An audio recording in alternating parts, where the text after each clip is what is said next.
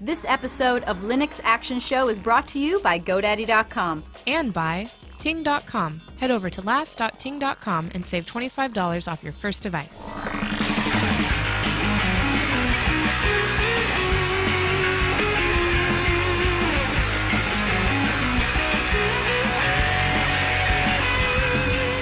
And welcome to the Linux Action Show, Season 28, Episode 9. My name is Chris. My name is Matt. Hey, Matt. Good morning to you. Good morning. Happy birthday. Thank you, thank you. Today is the big day. That's Today pretty is the big exciting. day. Yeah, it's a big day. And as a present, I got you a really big show. Woo! Yeah. That was pretty good, man. That was pretty good. All right, well, here's what we have coming up on this week's episode. I've talked a lot about my philosophy around kind of bringing things back to the land, and as such, it's reflected in the show. You and I have been talking about different ways to sort of bring your own cloud infrastructure back in, keep it local, keep it secure, keep it high performant. Absolutely. And you really, when you're sort of building your home fortress, you need to put a good gate. You need to have something good at the. So this week we're going to talk about firewalls, and not a topic totally unfamiliar on this show. However, I thought maybe I'd go over how I'm using my firewall. Yeah. And sort of some of the implementation aspects of it that I like quite a bit, and some of the features around pfSense 2.1, which just hit the web this week. Ooh, be interesting to hear your experiences. And then, of course, we've got some great news. LinuxCon was going on, and Gabe had a few things to say during his speech, so we're going to go through that. Plus, the CyanogenMod team has some big announcements. Ubuntu's got some big announcements coming up, too, including some dates. We've actually got some ETAs on a few things, as well as a bunch of other great stories. And then, Matt, if that wasn't enough, we've gotten some awesome feedback. So we're going to be covering that. Yeah, tons of really good stuff this week. I wanted to start with the Runs Linux. Oh, yes. A rare last-minute swap out here on the big show. Usually these things are set in fact, this Runs Linux was picked by Friday. I know, this was awesome. It was totally, like, literally last minute. And I was like, chat room, we got to change it up. And the chat room had nothing. Nothing. Yeah, it was just total dial tone. You see this right here? This is a room full of... No, I'm kidding. These guys are great. You guys are us awesome. live. We're just messing But the subreddit actually came to the rescue. Yeah. And at the top of the subreddit, there was the Peachy 3D printer, the first $100 3D printer and scanner.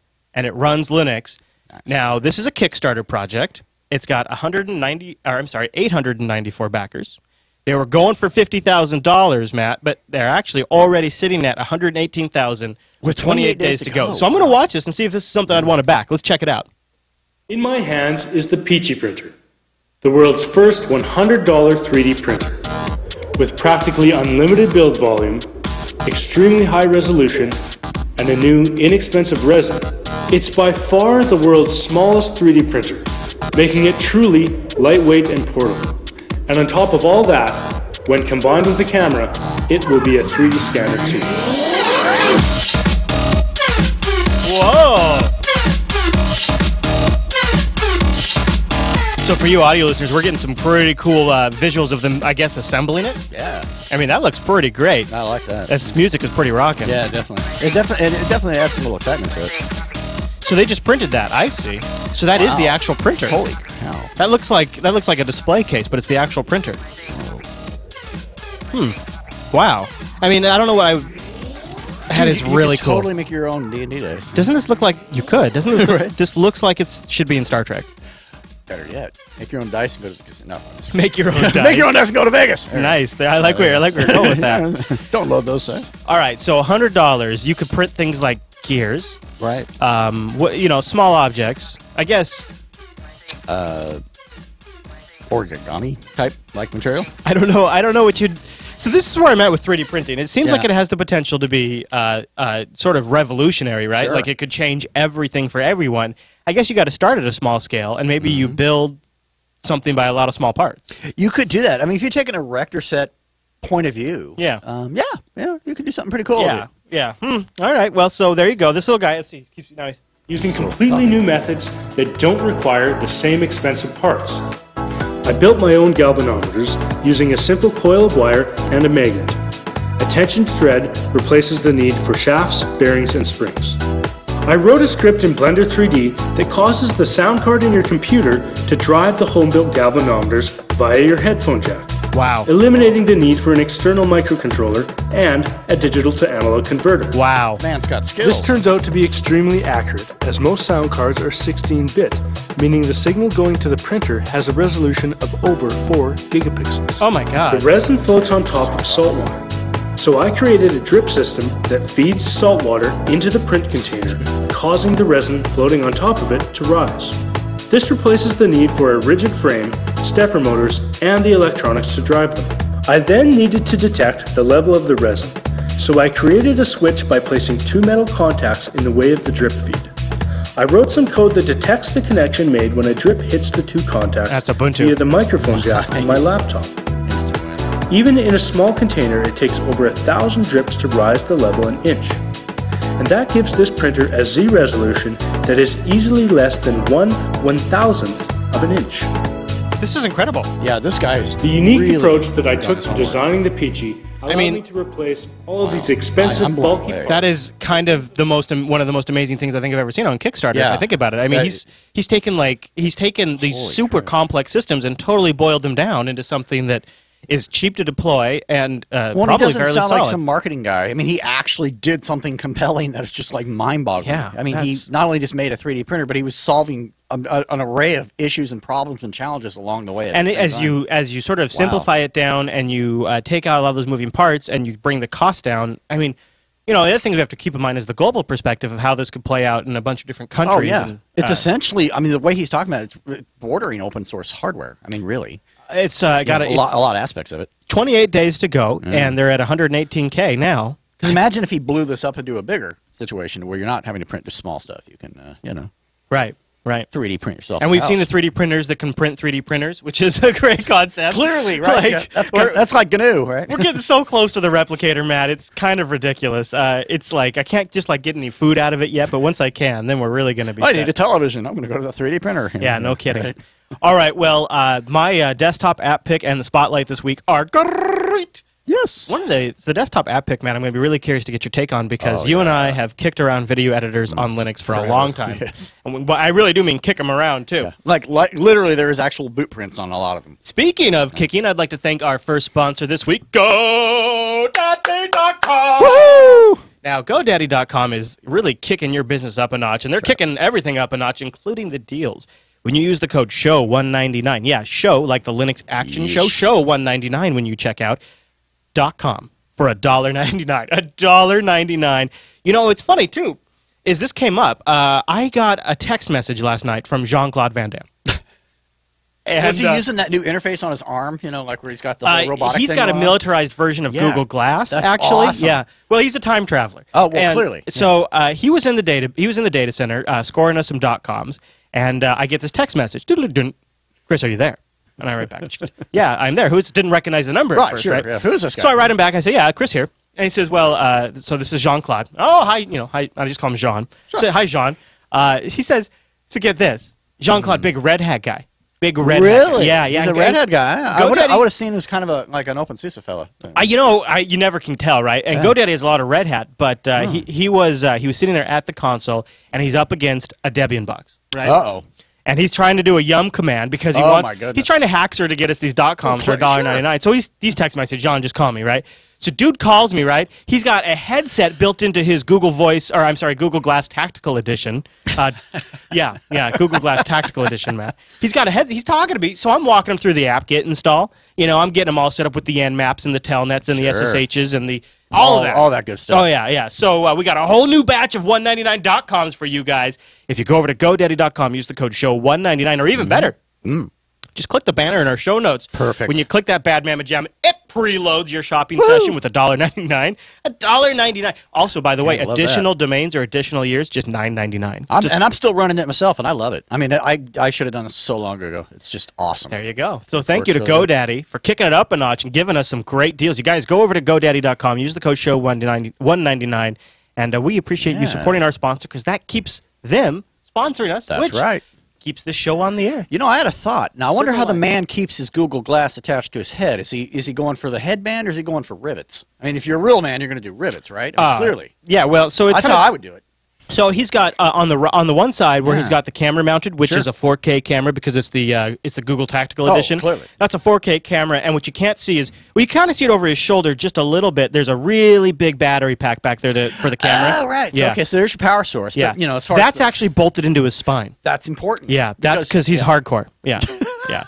And then he just one big swell kick maneuver, and the whole thing comes off, kind of like Iron Man. Oh, that'd be yeah. awesome. Right? It goes into a little suitcase, sure. It does, yeah. Good stuff. And then later on, it'll actually just kind of be integrated into a skeletal structure, and then just based on some bracelets, you'll be able to activate Wolverine. And, it. Again, time traveler. We got to wait for that. We're not there yet. No. But Google is. Tactical edition.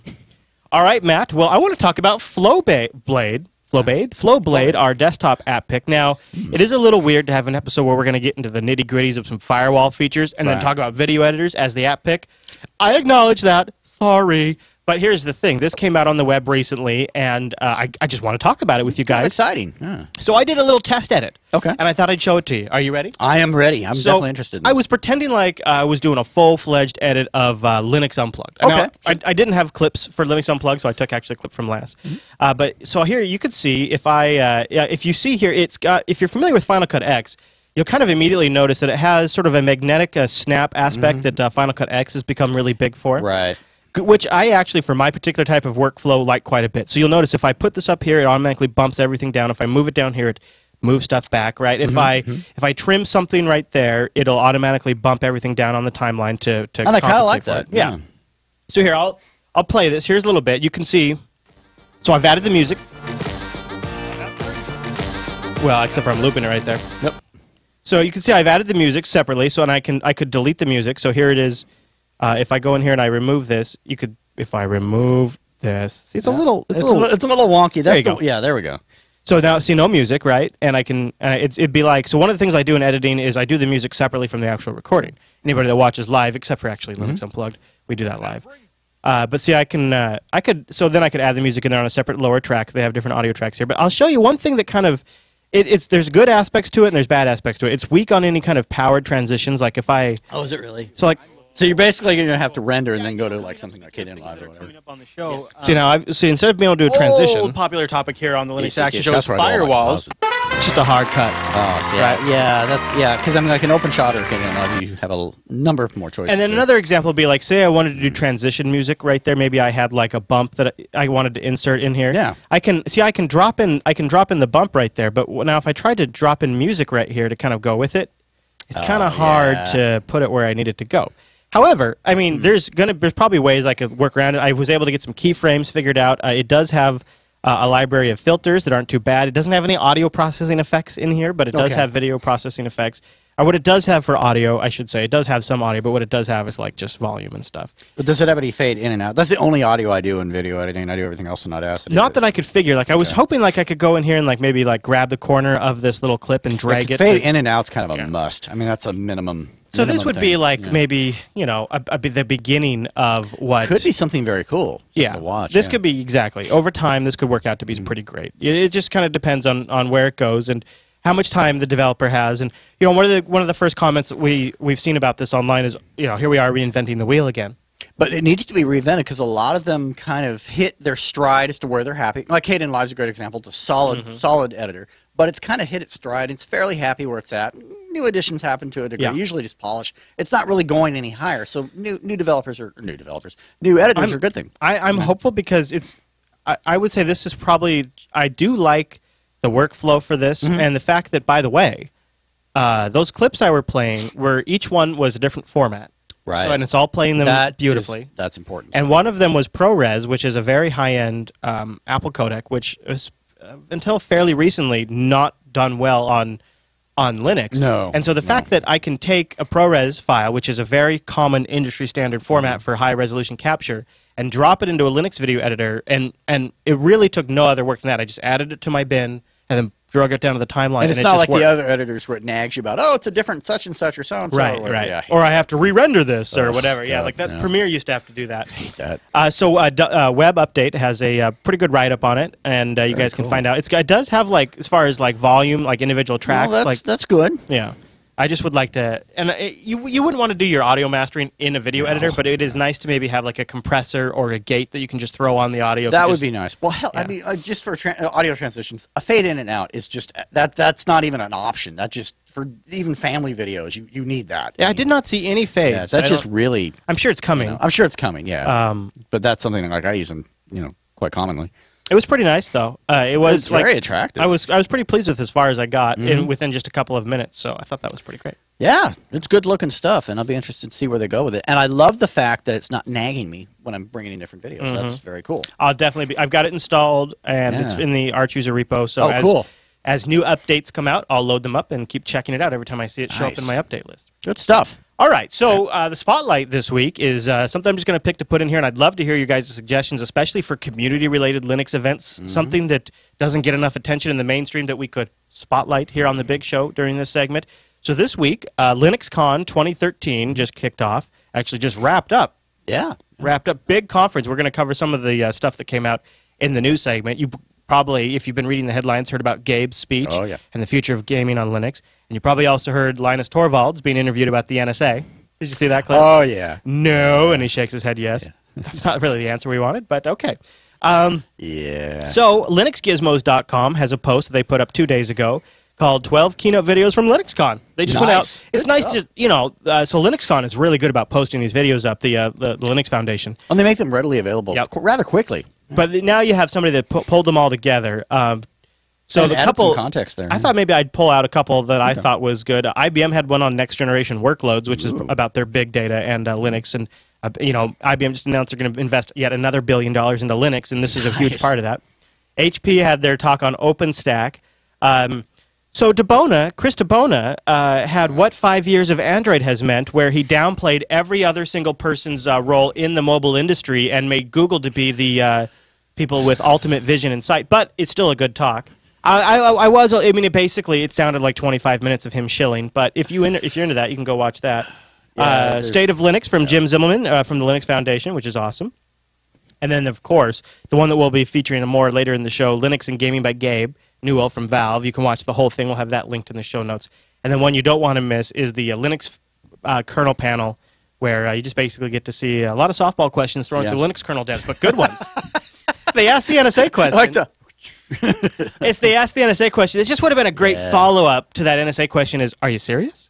Right, yeah, it's like, are you serious? Really? Yeah, What's but going no, on? it's okay. It's all right. And, of course, they had a good man on the streets. Like, they asked, what does UEFI stand for from the different LinuxCon attendants. And they ran into John O'Bacon. And, oh, cool.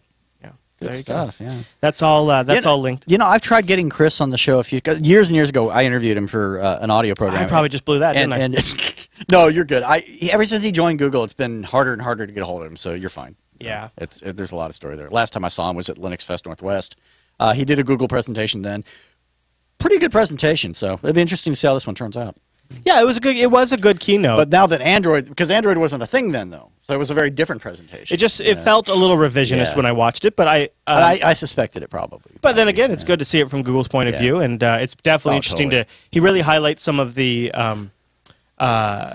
transitions between early Android to where we're at now, and talks a lot about how great the Apache license is and how great that balance is that they strike. So if you find that interesting, that's over there. Yeah. And I think it's always fascinating to sort of watch Linus and watch Linus do anything. Yeah, there should be like a reality camera show or camera crew that just follows him around all day long. So this is why we got to do the Action Kickstarter to get an RV and then go down to the next, because this is in New Orleans. Show up at Linus's doorstep. Ding ding. Could you clarify on that? No, I was just thinking wherever the next LinuxCon 2013 is, or I guess it'll be 2014. Right. We got to road trip that bish and go there and have a good time, because Linux Action Show on location would be awesome. That would be epic. Yeah. So anyways, go check out the link to that. This is good week of Linux events. Nice to have a lot of meaty news to chew on this week. So you can find some of that in the show notes. Speaking of news, Matt, let's do the news.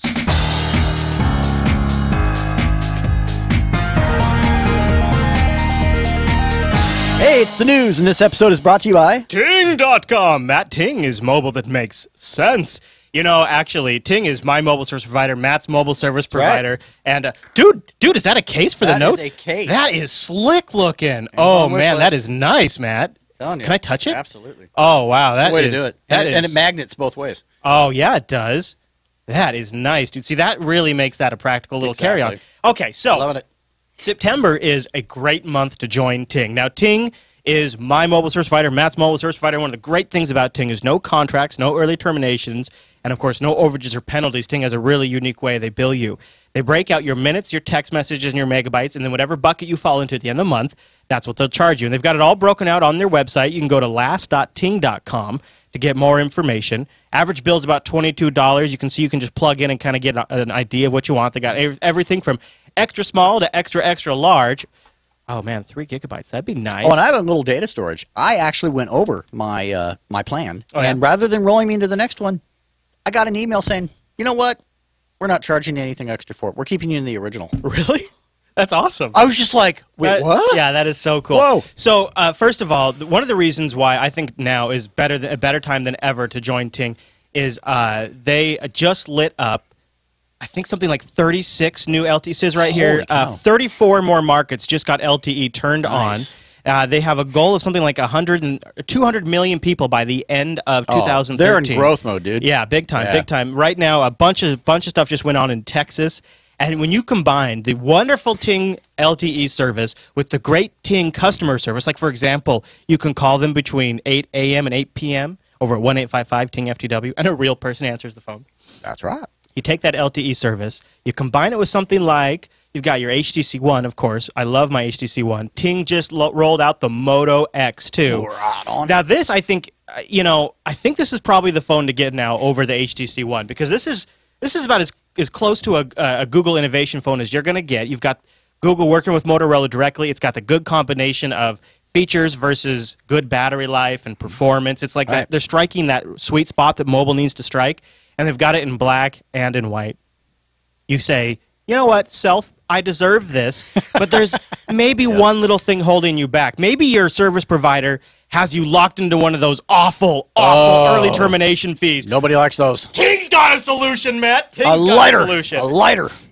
They have an early termination relief program where they'll take $75 per device off. Probably a little credit on your account. Pow! Right there. And it's really easy. First, you grab your device, then you port your number, and you submit your claim. So here's what I'm telling you. You take those new LTE markets. You take that Moto X, and then you burn your old contract and go over to Ting and get yourself something contract-free with no hidden ride-along services. Love it. Nothing more than they have to charge. Just the taxes. $6 per line. If you want to have a family account with pooled minutes with multiple lines, you can do it with Ting. Awesome. And if you're not a very heavy user, or say you grab that Sierra Overdrive Pro and it sits around for a month and you don't use it that much, it's not a big deal. Since Ting only bills you for what you use, you're not going to have gadget guilt. And that is a great feeling. I love that. That's one thing I love about my phone is that it will adjust to my usage, and that's just so awesome because I don't have to worry about it. Absolutely. Absolutely. Problem So go to last.ting.com, take $25 off your first account, or if you want to bring your own device, and Ting has a growing list of devices you can bring on your own. They've got a page that outlines all of that. If you bring your own, they're going to take $25 off your first month of Ting service, and I got to tell you, with the Ting rates, that probably means your first month is going to be dang close to free, right? That's exactly it. Plus, you combine it with their amazing control panel, their fantastic customer service, and the fact that they are making a real challenge to the mobile industry to shake this thing up and make the mobile industry a little more consumer-friendly. I really, really like Ting. So go to last.ting.com and get started. And thanks to Ting for sponsoring the Linux Action Show. Big thanks. Good Okay, stuff. Matt. All right. We got a great week of news to kick off. Why don't we start with some of the big things that Gabe said at LinuxCon. Oh, my goodness. This has already made headlines, but I thought I'd pull out a couple of the few elements that I liked the most. So let's start with Gabe's going to talk about kind of what got Valve started on Linux. This isn't necessarily ground we haven't covered before, but it's still kind of good to kind of hear the most current iteration of that. Okay, several years ago, we got very concerned about directions that the PC industry was going. We thought, well, how to be polite about this.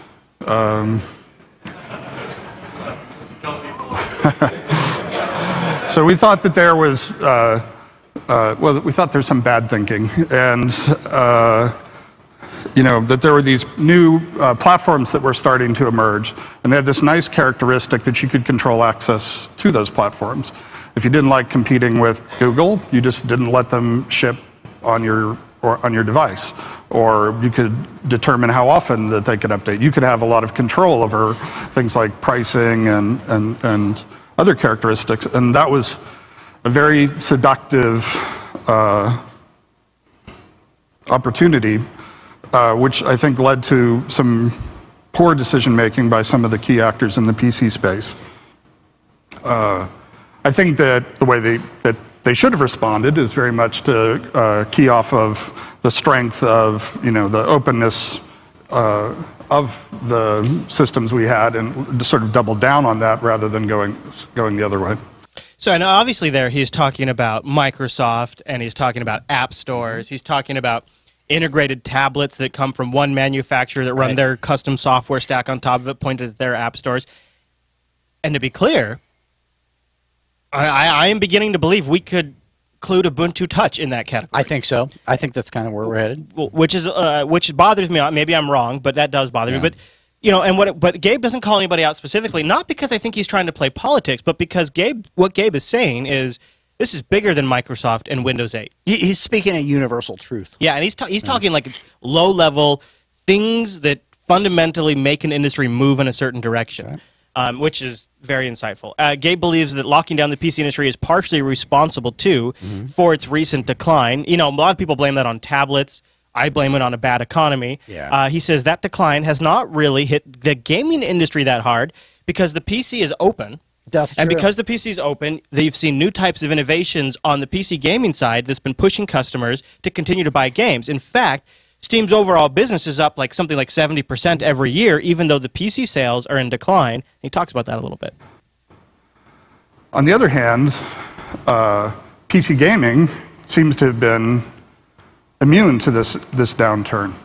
So, in the past, back to the Nintendo Entertainment System days, gaming really was led by these proprietary hardware and software standards that also, if you wanted to get your cartridge made, you bought it, FOB in Tokyo. If you had a competitive product, miraculously, your ROMs didn't show up until, 3 months after, the platform holder's product had entered market and stuff like that. And those really were sort of the dominant models for what was happening in gaming. But, not too surprisingly, open systems were advancing much faster than the proprietary systems had. So there used to be these completely de novo graphics solutions for gaming consoles, and they've all been replaced by PC-derived hardware. The openness of the PC as a hardware standard meant that it was the rate of innovation was way faster. So even though you would think that the console guys would have a huge incentive to invest in it, they were unable to be competitive. There also used to be, almost nobody knows this, there used to be proprietary networks for gaming, and the internet was like, who needs that? And obviously the internet has completely displaced any of those homegrown solutions for multiplayer gaming. So PC gaming is where innovation is occurring, and you'll see that in lots of ways. It's not on the consoles, it's not on any of the closed systems where the innovation is happening. It's happening to the extent to which openness is embraced by the underlying platform. So digital distribution came out like Steam. Social gaming occurred on the PC, free-to-play, MMOs, trading, workshops. All of the most interesting topics in the game industry really are coming out of the open environment of the PC.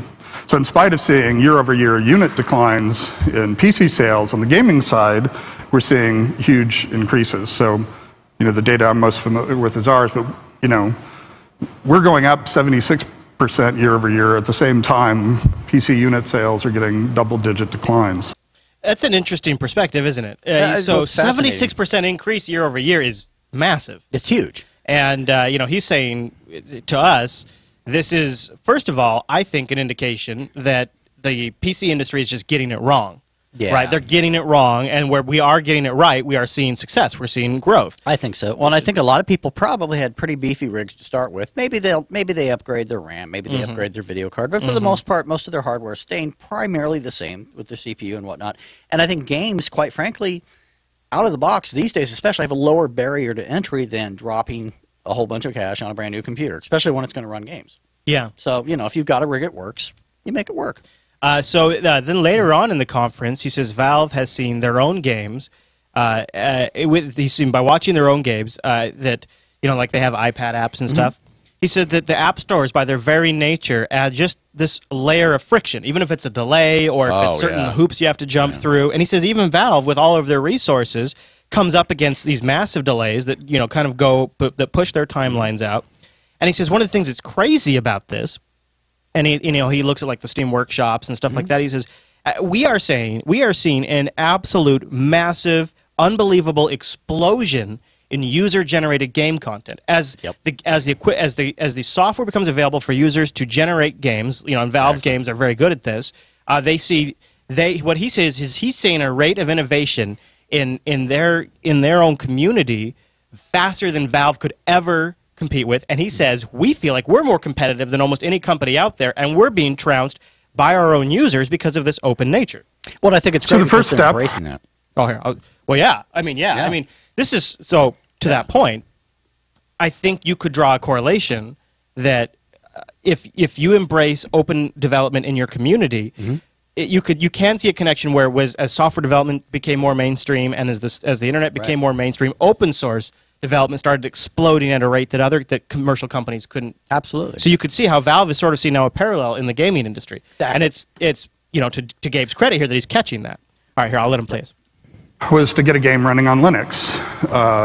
And we use that, So by the way, sorry, I'll couch this a little better. He says, so once we realized there was this explosion in user-generated content, at the same time it's coming up against these app stores. What could we do? What was our option? He says, well, it's time to look into Linux.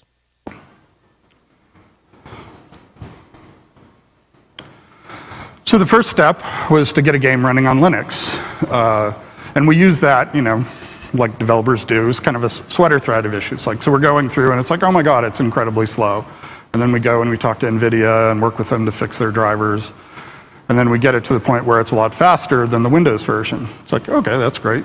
And then you find, well, the user experience is impossible. It's like, how do you do updates? Well, here's a super long, well, just compile it yourself. And you're like, oh, well, it's not a good solution for your average user. So there's just, by going through that exercise of getting one game up, you have to do a lot of different things. Then the value of that, you're sort of optimistic going into it that if you solve a set of problems for one game, you're going to solve it for a bunch of others. And that definitely appears to have been true, that if you get, the kind of game that we produce, and create a good user experience around that you probably, we've definitely solved problems for, the Call of Duty team or,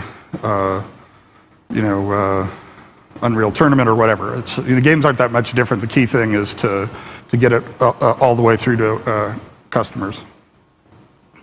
So then in this February this year, we shipped a Steam client for Linux. And as much as anything, that was a signal to our development partners that we really were serious about this Linux thing that we were talking with them about.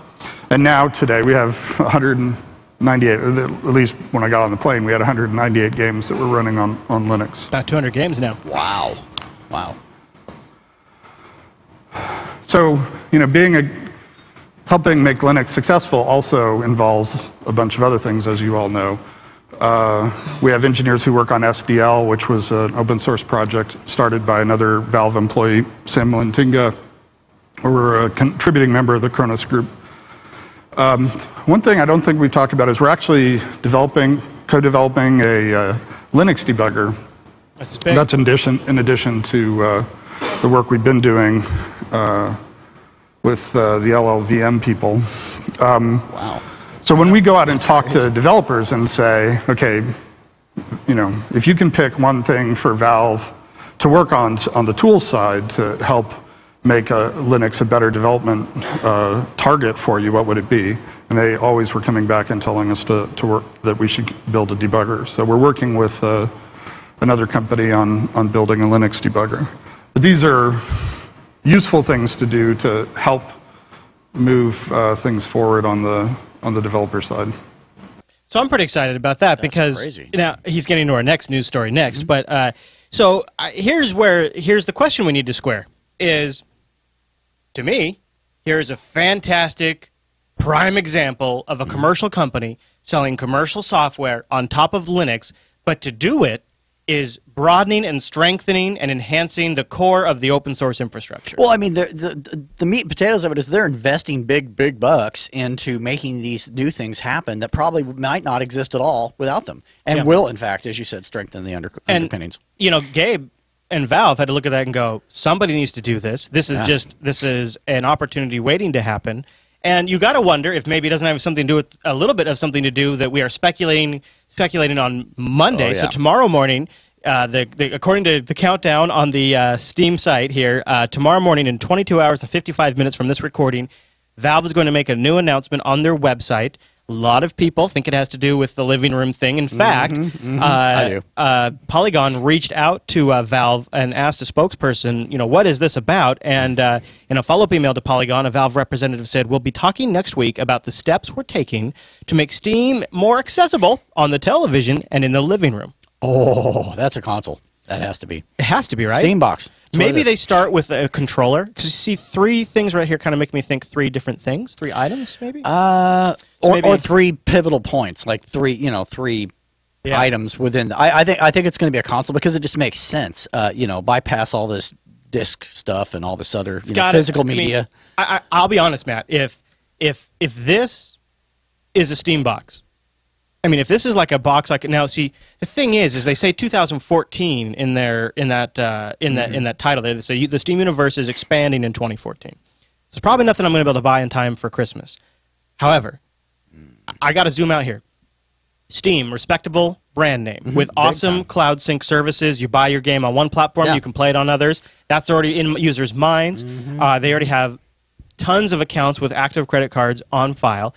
They've been dramatically expanding their platformer, side-scrolling, and controller-friendly titles at an incredible rate, and a lot of those are on Linux. That's true. You take the big picture mode that we know they've been working on. You take this, them talking about this and making this announcement. All of this to me spells Steambox, and I think, I look at what the Ouya did. We've covered it a lot on Coder Radio. I look at what a lot of these other companies are doing. I think Valve's the one that has the right approach, and the fact that it'd be powered by Linux makes me ecstatic. Well, the more screw you, Xbox! Screw you, Xbox! I'm getting a Steam box. The more I think about it, the more I'm thinking. Keep going back to what he said about the whole embracing the PC culture and the fact that you can expand on it, it's open, and so on and so forth. What if the box is essentially a gaming thin client for your existing computer? Because if you think about it, it sounds dumb at first, but if you stop and think about it, it's like, okay, I've got my Steam box. Okay, wow, I really want to upgrade that hardware. Yeah. But if you have a box that doesn't care and it's pulling it in from, I'm not saying that's what it is. I'm just saying it's a possibility. I would give that more credence if it wasn't for the fact that Valve is making all of these low-level Linux things to make it really good on Linux. That's a good point. That's a good point. So it could be that, and it could be they've already, they got their partnerships with NVIDIA and whatnot. So I'm sure they've already got something going. Obviously, this is coming out after the show, the announcement, so we'll probably cover it on Linux Unplugged on Tuesday. I think we'll probably a big topic at the time. We'll be chewing on it. I have a lot of hope because now the indie picture on Steam is not perfect. No. It's not as easy as it is on the web.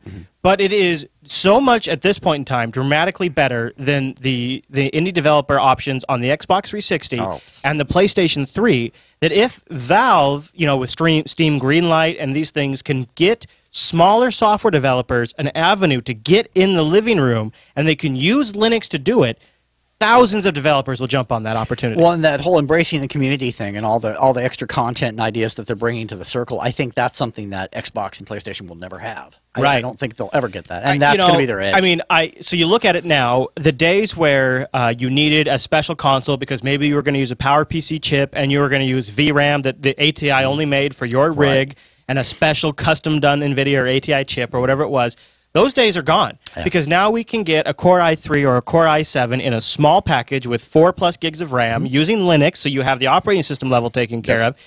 And what you get by that is binary compatibility with the game titles, even if it was just 200 games. Even if it was just 200 games the Steam box launched with, that would be almost more than any console has ever launched with, right? Oh yeah, absolutely. What console launches with and 200 titles? You know that and I will bank on this. You know that those games will be stored in the cloud. Yeah. I guarantee it. Yeah. You know that's where it's going to, this because that's already what's going on. So it's I think this is brilliant because, so for example, Humble Indie Bundle comes out. You know what? I go buy the Humble Indie Bundle. I get Steam unlock keys, and then I can unlock it on my Bonobo, and I can unlock it on my television.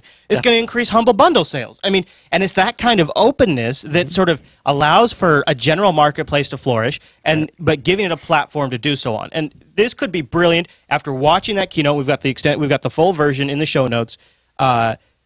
Gabe really gets this stuff. I mean, he's big picture He's a big picture thinker, and I'm really glad it's them. Yeah, I am too. I think he's doing a fantastic job. I think that he's humble about it. He doesn't he's not eating his own nonsense. He actually really buys into what he's talking about. He believes in it. He really tries and cares, and it shows. You know, and we're going to get to the CyanogenMod folks, and we're going to talk about sincerity and humbleness when we get to that. But first, I want to talk about Ubuntu Touch before we talk about Cyanogen. So Canonical, in the developer messaging, I think it was like in a mailing list or something, confirmed the official launch date for Ubuntu Touch 1.0 as October 17th of next month. I would assume this is probably when we're also going to see 13.10 hit. This is true. Yeah, it was inadvertently confirmed on the launch date through one of the developers on the official mailing list. And they said only 4.5 weeks to go before Phone 1.0 is a reality. Now, this is going to be, I would assume, an image that we'll be able to load on our Nexus devices. I would imagine so. I guess, you know, I'm not sure how, maybe, so if they launch the desktop and touch on the same day, maybe the first week we do desktop and the second week we do touch. I think that would be a better approach, because touch is probably going to get more focused for like, oh, well, we forgot to do this. Here's an update. We got, you know, gives any last minute updates that need to happen, gives it a chance to kind of surface out, gives a better review. Yeah, I don't know. It's going to be interesting either way. Yeah, I'm not excited about it. I want to be, but I'm excited at what it could be, but we're just. I don't know. I guess I feel like the picture isn't really clear yet, and so I wonder if we're going to have a world where there's the official Ubuntu Touch ROM that Canonical puts out, that if you're savvy enough, you can load on your device without a warranty. Well, here you go. You want to excite me? Here's how you excite me. You bring my Ubuntu experience into my browser. Again, I always go back to the AirDroid thing that drives people nuts, but it's true. You know, just do that. Just let me flash my phone. Okay, I got my phone flashed. So your phone would run Android? Yeah. No. My phone would run it. My phone's going to run Ubuntu, and then I essentially have an Ubuntu in my browser like experience to where I can just take that with me. There's no wires. There's none of this plug and play crap. It's just, you know what I mean.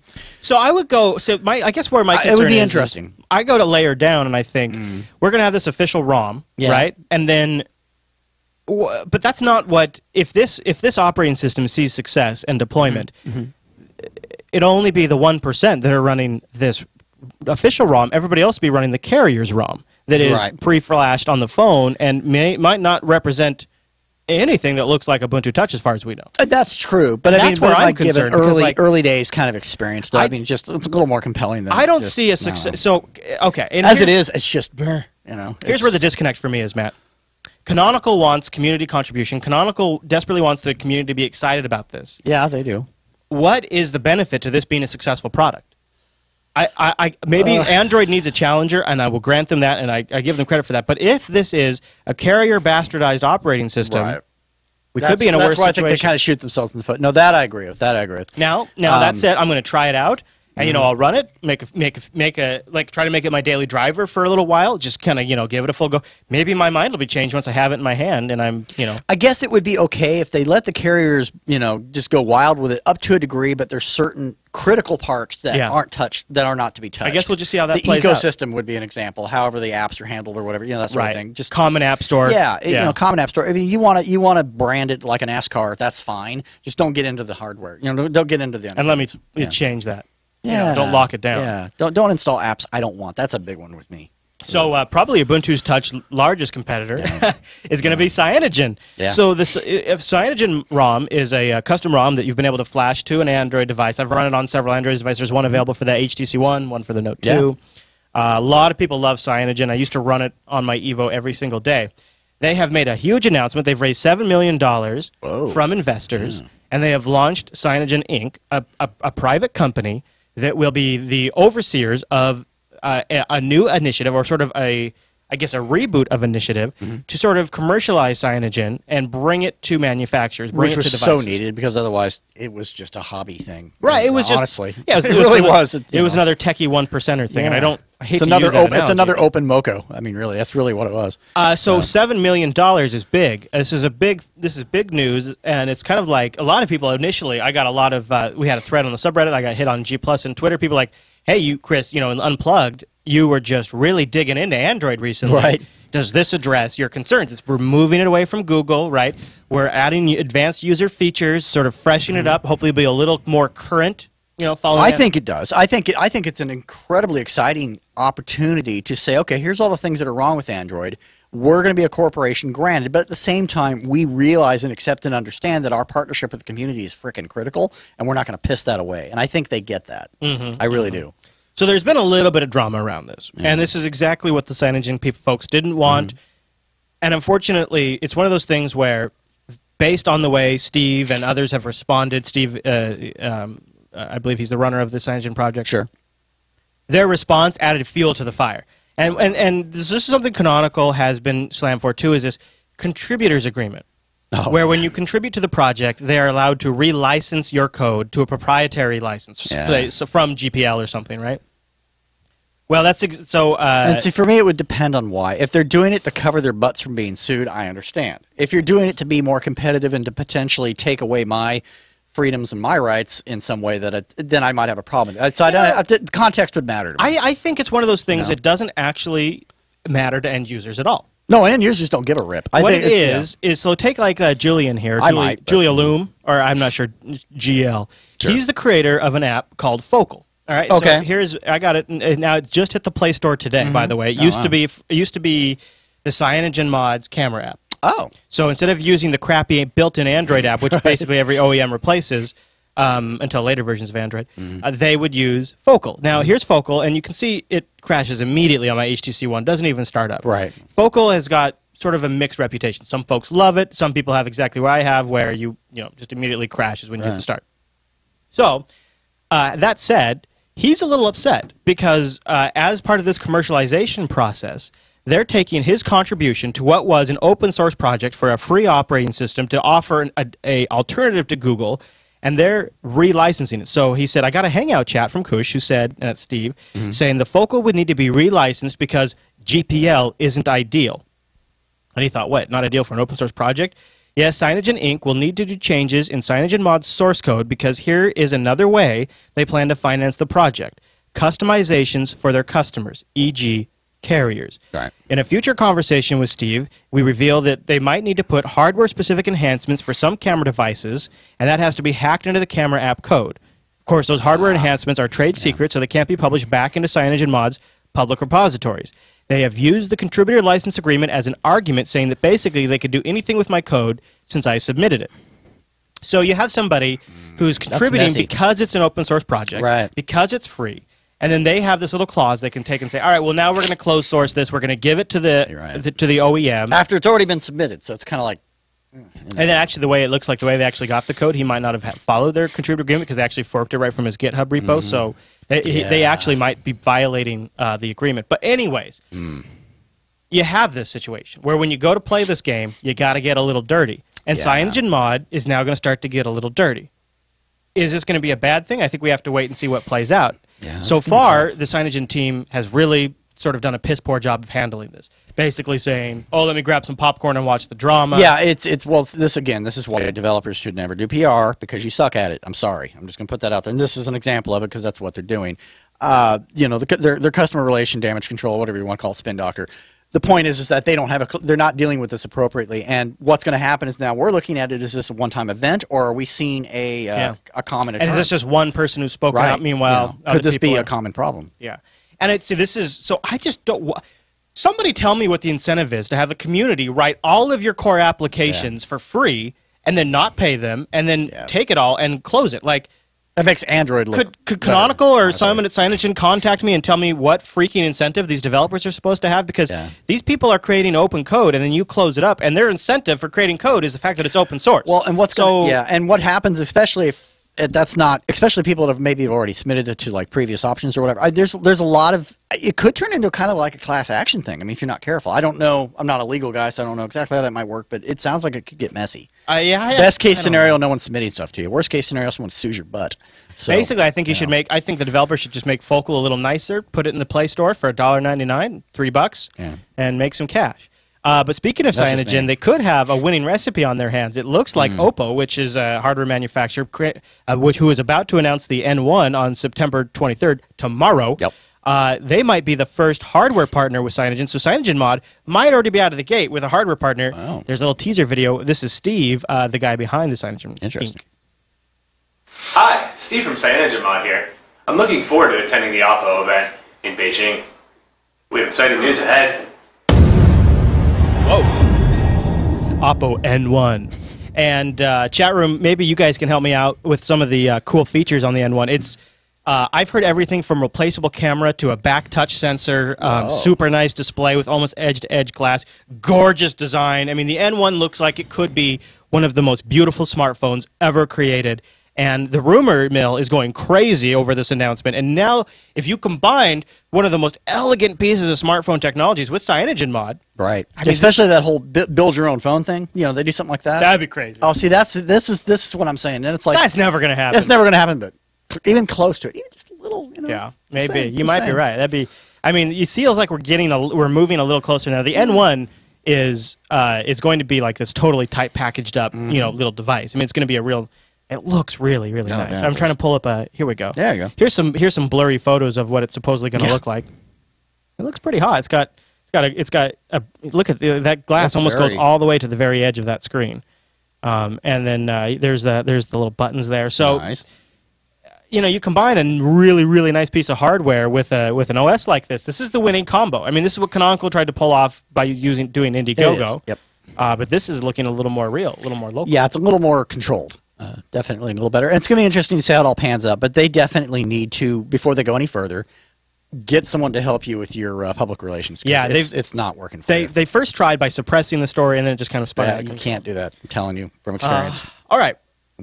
Ready for an up and then a down? Yes. OpenZFS. OpenZFS was announced this week, and it is a collection of a bunch of different contributors on ZFS. The folks who obviously work on ZFS for FreeBSD, Linux, Mac OS, Illumos. Oracle has taken ZFS and bastardized it and closed it all up, and the ZFS community has continued to create an awesome file system. But the problem is they've all kind of been off doing their own thing, their own separate threads. The the FreeBSD guys are doing their thing, the Mac guys are doing their things, Linux guys are doing their things, and they kind of just check in on each other from time to time. And that system didn't work so well, so they're bringing it all under one single umbrella. Here's the downside. Okay. Still under that CDL license from Sun, not GPL, not ever going to be baked in at the GPL level of the kernel.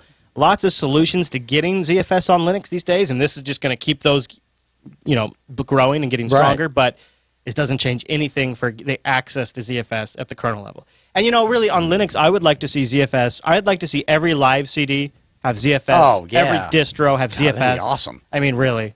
Right? I'd like to see it's like a no-brainer. So good news, though. So if you heard about that, I just wanted to mention it. Now, one last story to wrap us up, just to kind of bring it all home from the Linux Developer Conference. We got a little deets from the Linux Foundation on who makes up the contributors to Linux. Yeah. What do you like, huh? So here we go. The top 10 Linux sponsors since 2012. Red Hat is number 1. Intel is number 2. And Texas Instrument is number 3. SUSE comes in at 5. IBM at 6. Google at 8. Nearly 10,000 developers from more than 1,000 companies have contributed to Linux kernel since they began tracking. In Texas Instruments is ahead of Google. I mean, that kind of ARM chips, maybe? Puts it in perspective. Embedded but chips. it really puts it in perspective. It's like, wow, Google, come on. Step it up. Yeah. Seriously. Well, Google used to not even be on the list, really. They've rocketed up. Now they're only at 8. Well, with all the trumpeting, I mean, you think they would just be like number 3 or number 2. Yeah, I think it was a lot of Google's contributions are also up significantly this year, in part because after years of fussing, Android is now completely integrated into mainstream Linux. That's good. Okay. More developers and companies are contributing to Linux than ever before. Linux 3.10 seeing the most developer contributions ever. Nice. Good stuff. After appearing on the top Linux developer list for the first time in 2012, Microsoft notably dropped off the list entirely this year. That's largely because Microsoft has done the work it needed to get Linux to work on Azure. The average number of changes accepted in the kernel is 7.14 an hour, which translates to 171 changes every day, more than 1,200 per week. At that rate of change, it's no surprise that while Linus Torvalds is still in directs Linux's development, he has passed it off a lot of the work of signing off on changes to the Linux kernel to his co-developers in recent years. Since Linux 3.2, Torvalds has signed off on only 0.7% of all patches. And that's important because that allows sustainability. Because, I mean, the man is mortal, you know. Turns out, right, Matt? Turns out. Yeah. So a big week in the Linux news. And, of course, you can help us keep all of it in sorts, and you can follow even more stories that didn't fit in the show by going to our subreddit, linuxactionshow.reddit.com. But, Matt, yes, that's all the news for this week.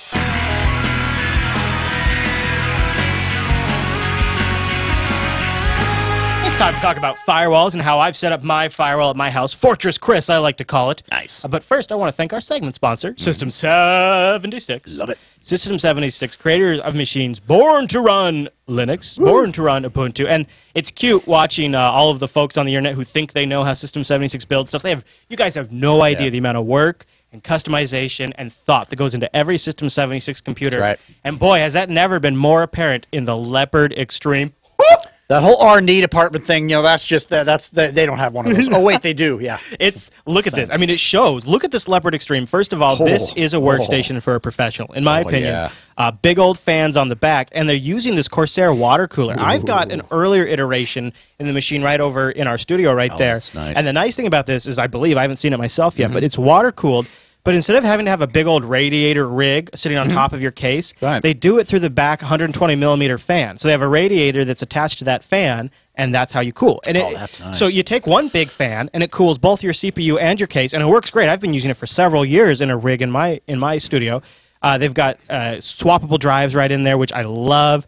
They've got it's a really nice machine, and the size and look of it are fantastic. Well, and if you ever look at the temp on your CPU when you're like rendering video, this all of a sudden it's like, it's like an epiphany. So I've been doing. I have the Bonobo Extreme. Love the Bonobo. Fantastic powerhouse laptop, and I encode tons and tons and tons and tons of video every single week on this machine. I've actually burned out my last 3 laptops in a row by just doing so much video encoding over the time because they just run so hot for so long. Never had a problem with the Bonobo, but I'm telling you, Matt, I'm looking at this and I'm thinking this Leopard Extreme is the perfect production machine. And if you have production tools on Linux, you get this from System 76. They have fantastic support. You know the thing's going to work great with Linux for years because all of their rigs do. And you're supporting a company that puts Linux and increases Linux adoption in our community. Boom, right there. It's like the circle of community. You will never find well, here, by the way, we're also selling a Microsoft box. There's none of that. It's Linux, period. Yeah, exactly. It's not a niche of their business. It is their business, and they do a really good job. And other distros work really well on their machines. So go to system76.com, and you could do like I did and just like build like 3 or 4 different iterations of the Leopard Extreme, and then dream. Yeah. We may or may not. I mean, a little birdie has a rumor that we might get this bad boy in-house for review. And I'll tell you, if this comes in, I will throw every video production workflow and audio processing workflow I have. Simultaneously, like we did that last time. Yeah. I mean, I'll go crazy on this. Absolutely, just everything we got. I will punish this machine, and we'll see how much it can take. I'm thinking, with these brand new Haswell processors. I think it's going to laugh at us. That's what I think it's going to be. Water cooling on the CPU. They've got ultra-fast memory in there. Beautiful graphics up there. You can get up to a 6 gigabyte Titan NVIDIA graphics with 2,688 CUDA cores. Yeah. Man. Also, I would definitely do an SSD for the OS drive, maybe for the scratch drive. Swap redundancy. Yeah, absolutely. Very nice. Up to 12 terabytes of storage just in the machine alone. Nice. Man, I want to get that so bad. Go to system76.com. Tell the Linux Action Show sent you. You get yourself something nice. All right, let's talk about my firewall. So this week, pfSense 2.1 was announced. And along with IPv6 and tons of new networking driver supports, there's a few other really nice features in there, including config backup services and a couple other things. And the guys on BSD Now this week, Alan and Chris Moore, talked about one of the new features, PBI packages. So I'll play a little bit of that for you. Drivers for, but in addition, this is their first release that has a PBI package support, for installing applications to the appliance. I know a little bit about that format. It's kind of a neat thing since it'll allow users to install applications without worrying about dependencies, and they don't have to worry about writing a full package management UI within their web interface. But I imagine that'll be helpful to end users, Alan. Yeah, there's a reason FreeNAS uses it for the plugins. It means that you can have, 2 different apps that depend on different versions of OpenSSL without causing all kinds of headaches. And that's actually a very, very poignant piece Alan touches there at the end, because for this segment, I upgraded my pfSense firewall to the new 2.1. During that upgrade process, there was some packages I had installed that it had to reinstall on the first boot. And pfSense does this real smart. It brings up the connectivity and it brings up the firewall. Then it starts working on the software level. So your basic internet connectivity comes back pretty quick after the update. And you can execute the update through the pfSense web interface. Sure. You fire that off. It deploys, it downloads the new image, deploys that on the drive, and then it reboots, and it has to go through these. They've written all these scripts to reinstall the possible packages you might have. That's nice, though, because it keeps you from tracking them down later. Right. Oh, yeah. It's very nice from an end user definitely perspective. a nice thing, yeah. It's a pain in the butt from their perspective because they got to write all these scripts. Right, but that's okay. That's what they're there for. They're doing good things. Well, now they're replacing all of that with the PBI system. So now the PBIs, because they have their self-contained dependencies. Crazy. That actually makes crazy sense. You can see how it worked on PCBSD, but now you can also see how it works on the firewall level. That's going to be really cool. So 2.1 also had like 490 bug fixes and all kinds of stuff. Really good release of pfSense. Now, I'll tell you a little bit about the hardware I'm running, because this isn't you don't just go get a Linksys and load pfSense on it. This is an enterprise-grade firewall. And they do have a recommended hardware vendors list where the developers themselves use this gear to develop on. So if you buy one of them, you're kind of guaranteed it's going to work because, well, that's what they're using themselves. I did not go that route for my rig. No, you did not. So let me paint a picture for you, man. Okay. I'm in an enterprise. My mind thing here. I'm an enterprise, man. I got an enterprise situation. I got a 50 in, 50 out, 50 down, 50 this way, 50 sideways line. One of those fancy FIOS. Yeah. I got 50 sideways, 50 up, 50 down. Yeah. I think I'm only 30. And I want to start. I want to start hosting some of the Jupiter Broadcasting things. Like I've been teasing, getting a BitTorrent sync system set up. I've got some other things that are kind of in the works. Plus, I've got Fortress Chris, where I'm bringing my email in, I'm bringing my chat in, and I want to have good, solid connectivity whenever possible. And I believe an important aspect of this, and to give me the kind of control I want, is to have a really good firewall. I agree. So DDWRT didn't really cut it for me. No. And I've had a lot of experience with pfSense, and I've been a big fan of it. I decided to actually get myself like a dedicated rig. It's a 2U or 1U actually rack mount server. It's in a super micro case. It's got like a quad core processor and an Intel, 8 gigabyte SSD for the OS, 6 gigabit Ethernet ports, and then I also upgraded it to 4 gigs of RAM and a little more storage for caching. Wow. Now here's the downside: loud. Oh, I'm sure. Jet plane loud. It's got one of these. You can kind of see it. So that's now obviously that means it can't be in here. It's right. It's you nailed not going to happen. It's in my bedroom. Yeah. In my closet, and my wife hates it. Oh, well, you think? Yeah. Oh, she hates it. Well, it's an interesting dilemma because it can't go in the office because you probably do an audio podcasting as well as work, regular work. Yep. The bedroom. Yeah, you're going to pay for that. Yeah. So I put it in the bedroom closet, but that is no solution. Plus, now we have to leave our closet open all the time because it gets too warm. Yeah, that's not good. I'm hoping to have a little solution for that in early 2014. But for right now, I needed something that was fast. I wanted to be able to process a lot of things, and I also I like to throw a lot of metrics on my line. And one of the things that I have noticed is with pfSense, if you don't have it on very powerful hardware and you start collecting a lot of metrics, because I'm a data guy.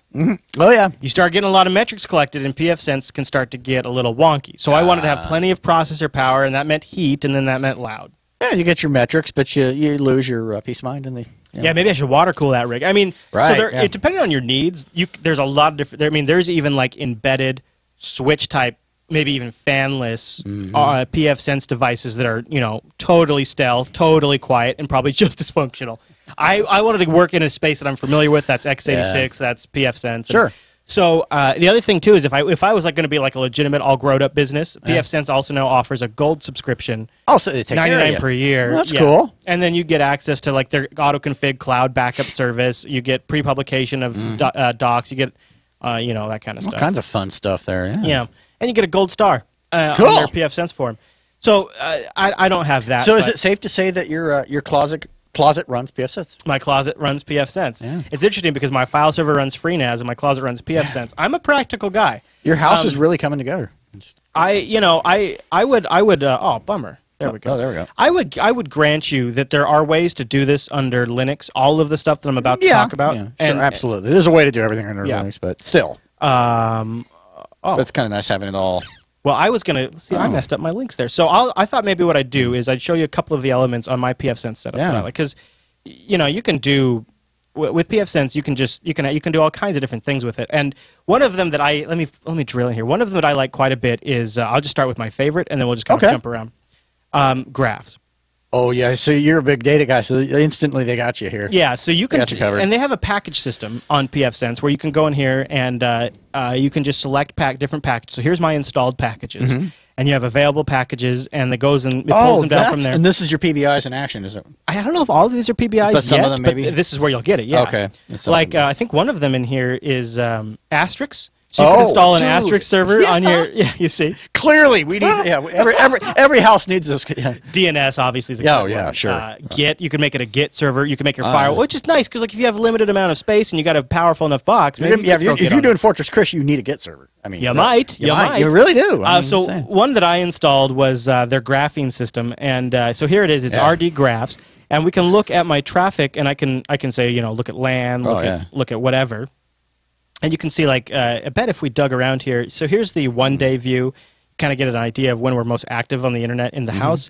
And then Friday, right here, you can see I was downloading, I was backing some stuff up off of Usenet, and so there's a big, huge jump in our bandwidth usage, which is funny because this little peak right here, that little itty-bitty one, that's me publishing BSD now. Right, it's kind of like, you could I can literally watch this and be like, okay, this is when I'm downloading movies, and this is when I'm publishing a show, this is when I'm live streaming. It's also good because one of the other, backing up, right. One of the other things you can do is quality, right? So you can get an average picture of how your internet connection has been over a period of time. So here's my 1 minute average. You can see we had a spike to 18 milliseconds. Wow. And you can drill down and say, here's my hour average. You can really pick up some great patterns. You know, it'd be awesome if there was there's like something you could plug this into to where it would literally give you usage patterns and suggestions and like how to better blankety blank or whatever. I would call that the internet. Say, hey internet, here's my graphs. What do you think? So there's a lot of you can get your packets. So I love the graph porn. The graph porn is one of my absolute favorite things about this. Now I'm trying to be kind of careful because I mean I don't have to be like all crazy about my IP, but a lot of these things show my IP. So I'm trying to be a little careful. But one of the things that one of the first things I turn on a pfSense box, and if you don't have a DNS server in your house, you're missing out. It's time to. You don't need to go make it all crazy. You don't need to sit there and configure bind for an afternoon. Just get a piece of firewall software that allows you to have a really easy to use DNS server, and pfSense does it in spades. So one checkbox here. That couldn't be simpler than that. Right? And you're done. You're done. So pfSense will tell. So pfSense is also my DHCP server. So it gives out pfSense as my DNS server. Okay. What this DNS forwarder does is allows pfSense to build up a local cache of DNS queries. So the first time you go look up Google.com, pfSense goes out and retrieves Google.com and gets the IP, but then it stores it in its local DNS server. So then the next machine that requests Google.com just goes right to the pfSense box instead of going out to the net.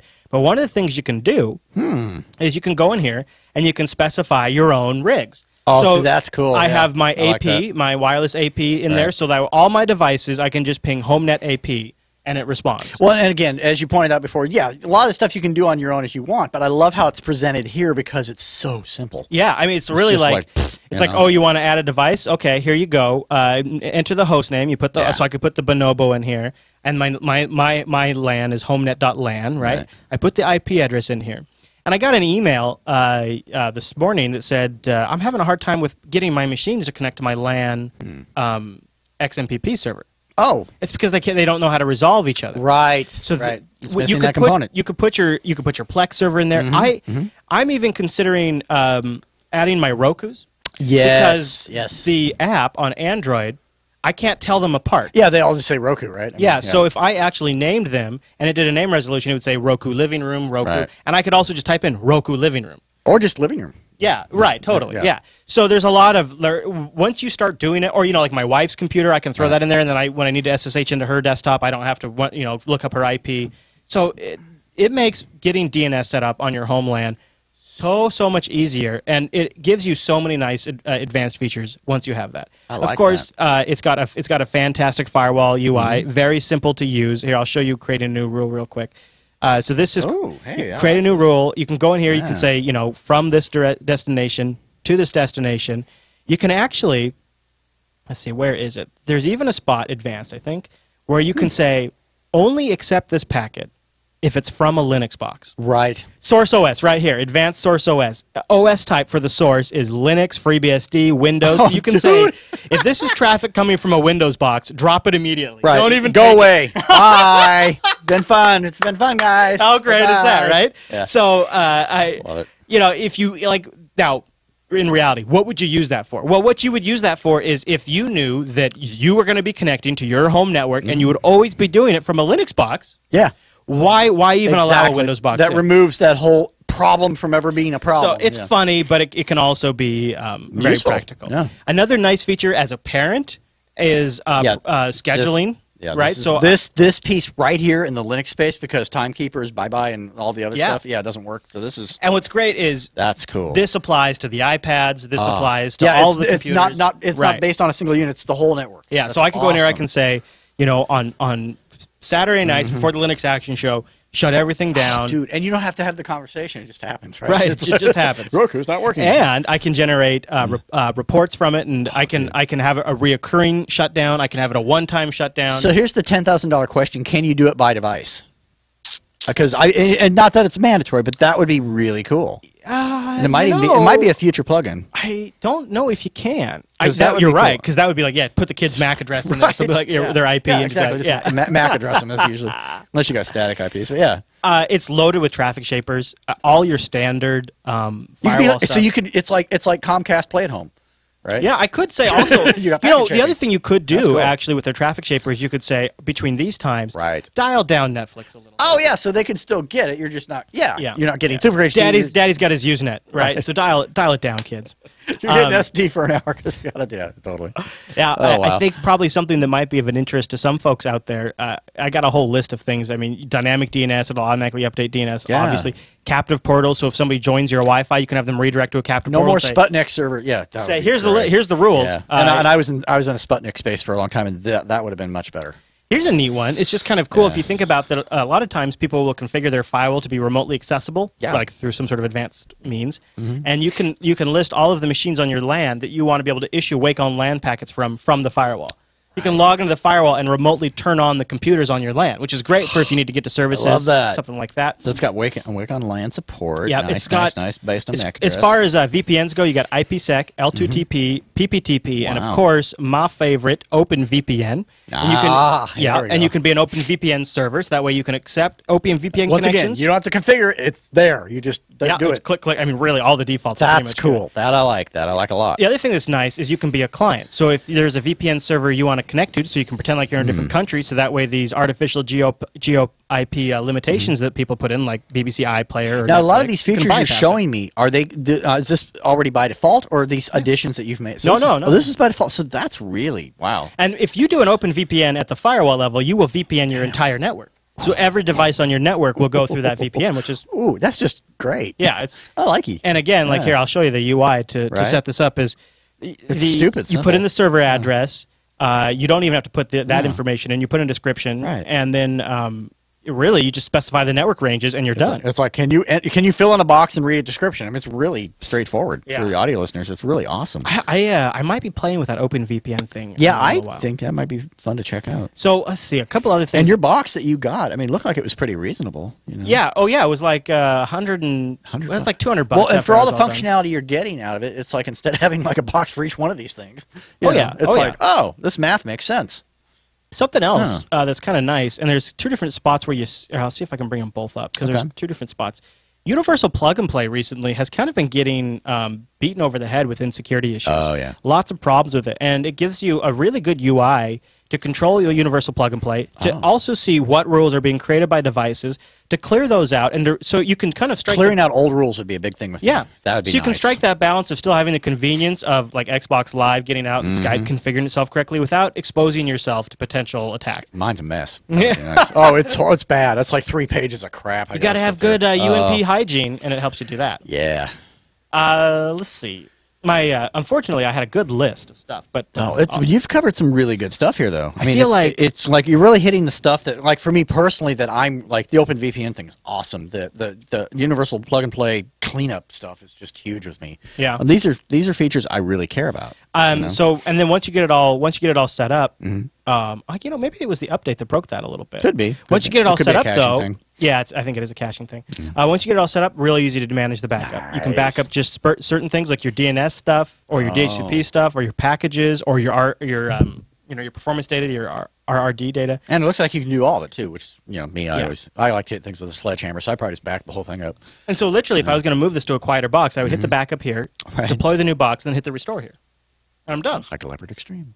It'll be cool. You put that in the closet, it won't be a problem. I think. When you're looking at this, there's a lot of options out there for firewalls, but gosh, for what you get on the pfSense, who doggy, Matt? It's crazy. Well, the fact that it's all out of the box is it's kind of like, I keep looking at this like, you've had to have installed some of this. Like, nope, it came out of the box. I think the only thing I really installed was the graph porn, I'm sure, yeah. Yeah. Because I knew that was going to be a go-to thing for you, graph porn. Graph porn is good, yeah. And if they actually name it graph porn, that'd be better. There's I'm trying to see, there's a really cool, maybe I'll just show you since I think it's going to give out my IP. Yeah, you keep that. But there is a cool real-time, so check this out. Oh, yeah.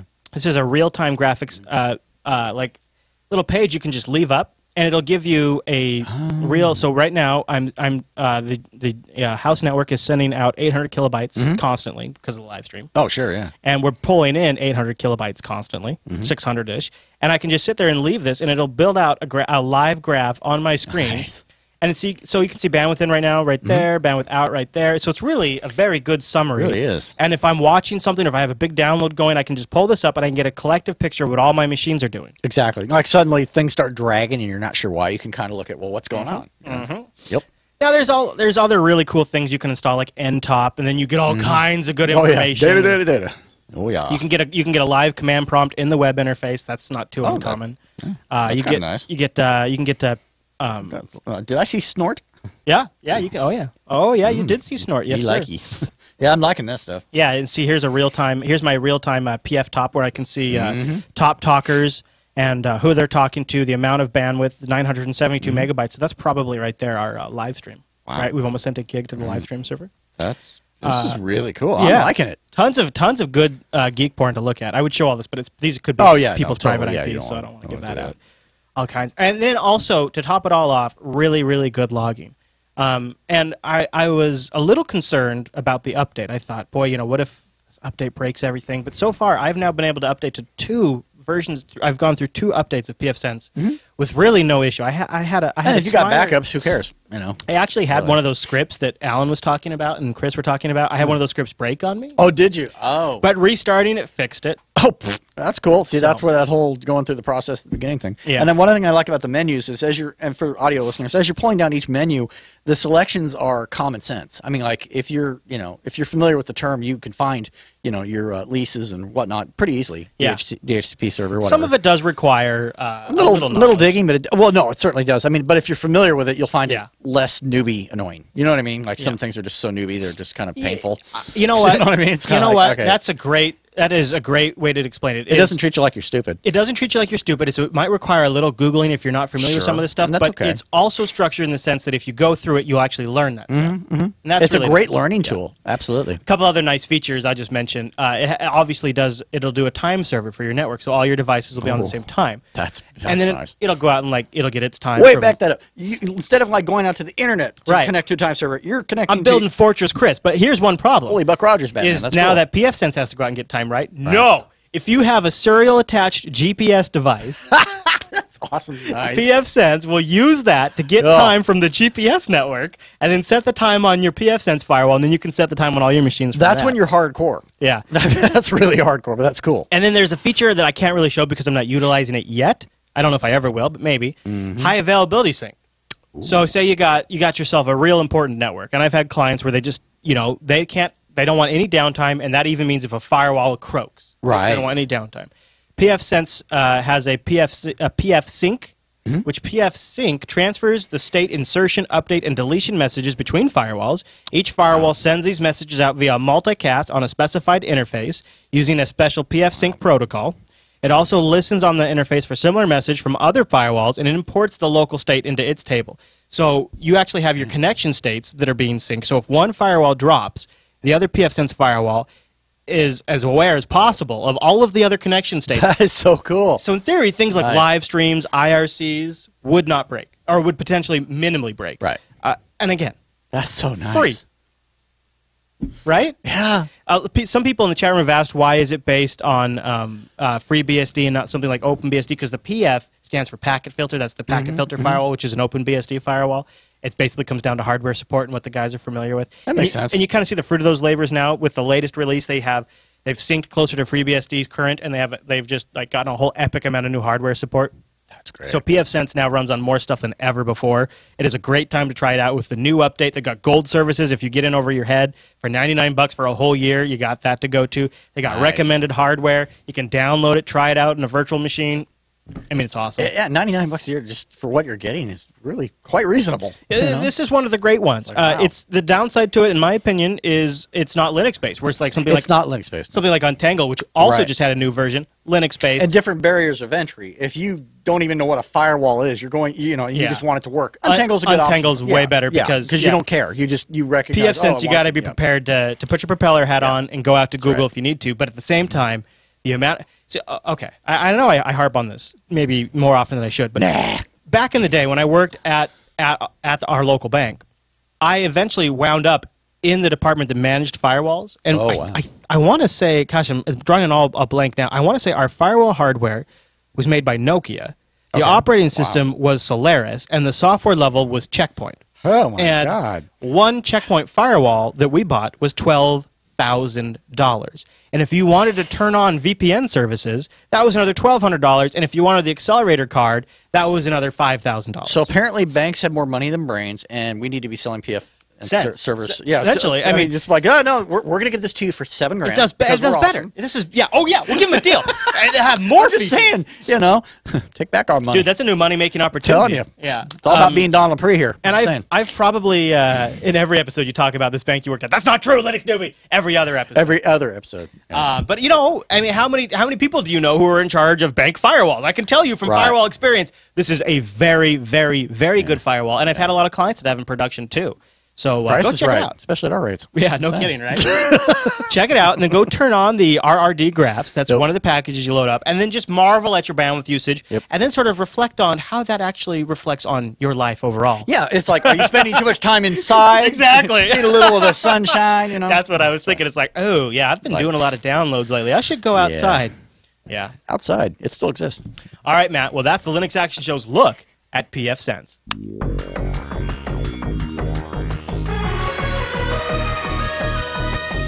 And that brings us to the end of this week's broadcast. Hey, Matt. Yes. Before we go, I thought I'd read some great emails, all right? MVI writes in. Okay. He says, hi, guys. Love the show. I've been listening to you for a while, and lately I've heard you talk about quite a bit on Last Known Filter about Dropbox alternatives. Yeah. You've touched on SpiderOak and BitTorrent Sync. Mm-hmm. However, I haven't heard anything about Git Annex and Git Annex Assistant, and I wanted to prompt you towards introducing them to the listeners. Good places to go about it and learn more about how it works is a screencast, and he's linked us to a screencast. So if you find his email in our feedback section, you can find a link to a screencast. Go into that email, and you'll find it. He says that this is sort of like a Dropbox system built on top of Git. Now, we talked about that with Rami in Unplugged like 2 episodes ago, 2 weeks ago, and he's doing his system based on Git. He says, on a side note, I enjoy almost all the shows, and I understand the reason to generate revenue and justify the cost and effort you pour into them.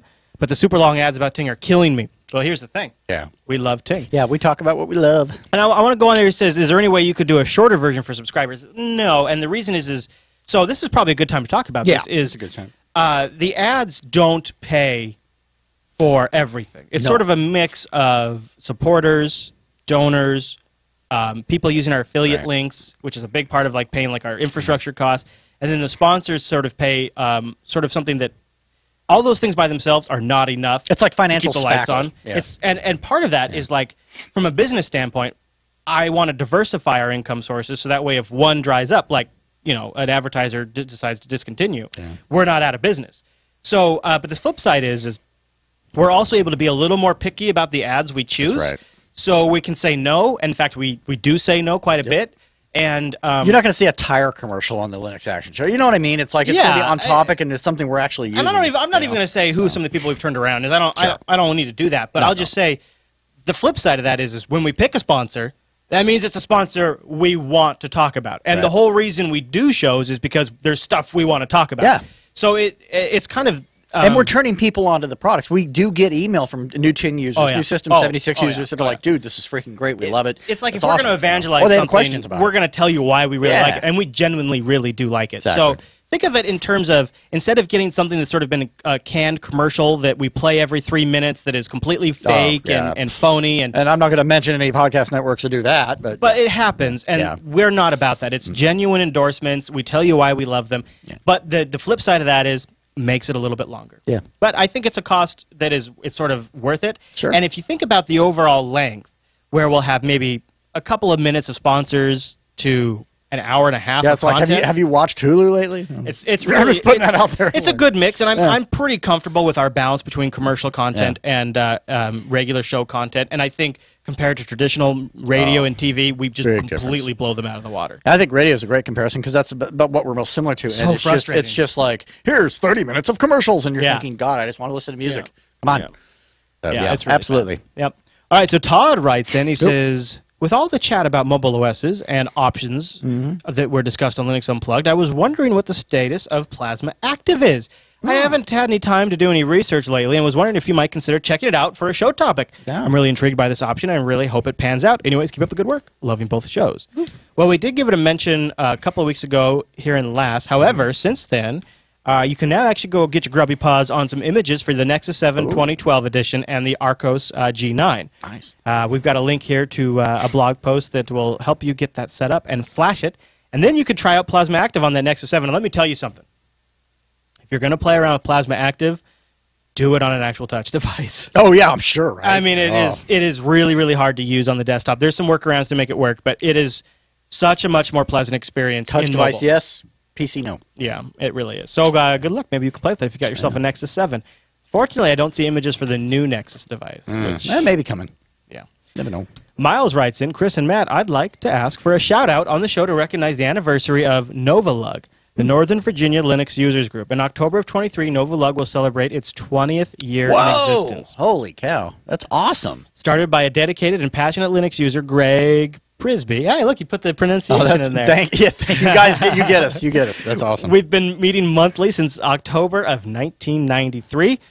On one Saturday a month in many locations in the Northern Virginia area.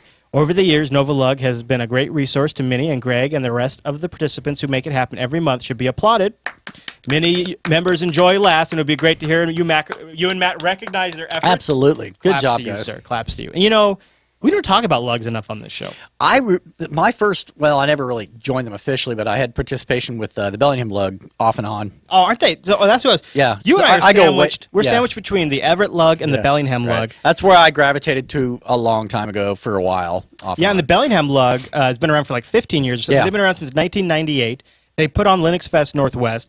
Great guys. We chat with them usually leading up to they're hardcore. Yeah, I mean, they really take this stuff seriously. And Linux Fest Northwest is awesome. And it is such a great resource for the community. And it brings companies in and it brings users in. And I mean, I cannot understate how great that experience and how has many been. people have never heard of Linux are wandering into this thing because they've got banners all over town. It's in the paper. It's whatever. It wouldn't happen without them. And lugs do this all over the place. In fact, our Everett lug down the street has attended to the Bellingham Linux Fest stuff too. So, yeah, everybody go give a lug a hug.